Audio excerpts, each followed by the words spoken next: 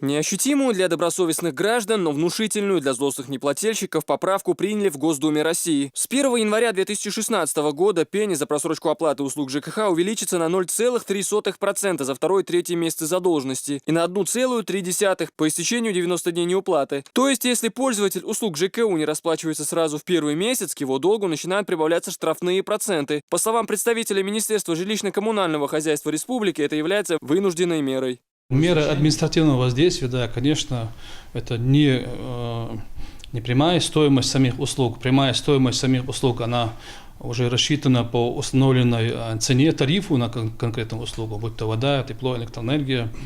Это мера административного воздействия, как я уже говорил, в нашей республике она не использовалась. Наши люди, население, потребители об этом не знают, может, некоторые и знают, но эта мера у нас планируется ввести, и она, скорее всего, будет применяться с следующего года. А в мэрии Грозного пока решают вопрос с уже накопившимися долгами населения. До февраля 2016 года горожане должны рассчитаться с властями за оказанные жилищно-коммунальные услуги. На совещании в мэрии Муслим Хучиев отметил, контроль за работой управляющих компаний, ТСЖ и МУПов будет усилен. У нас в городе очень много жалоб поступает как через соцсети, так и через различные приемы, встречи с жителями города Грозного. Действительно, жалобы во многих случаях бывают обоснованными. Соответственно, очень много вопросов качества работы управляющих компаний, качества работы ТСЖ. Безусловно, и МУПам тоже есть определенные вопросы.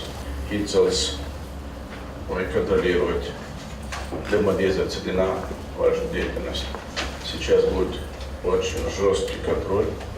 На совещании также были затронуты вопросы, касающиеся злостных неплательщиков, которые в течение долгих месяцев не оплачивают услуги ЖКХ. Мэр города отметил, что благодаря рейдам, проводимым в последние месяцы, коммунальщикам удалось взыскать почти 180 миллионов рублей. По словам Муслима Хучиева, работа по взысканию задолженностей должна быть объективной, несмотря ни на что. Кого-то больше знаете, кого-то меньше знаете. С кем-то вы где-то работали на прежних работах.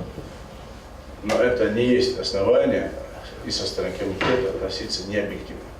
Представителями мэрии, городских префектур и работников ТСЖ ежедневно проводятся рейдовые мероприятия, в ходе которых некоторые граждане оплачивают накопившийся долг. А он только по Грозному с мая составляет свыше 200 миллионов рублей, 150 за свет и более 40 за газ. А если потребитель не проводит оплату услуг дольше 6 месяцев, государство имеет право отключить его от общей сети. Асан Эльбукаев, Хаважи Мунаев, Дауд Куруев. Новости.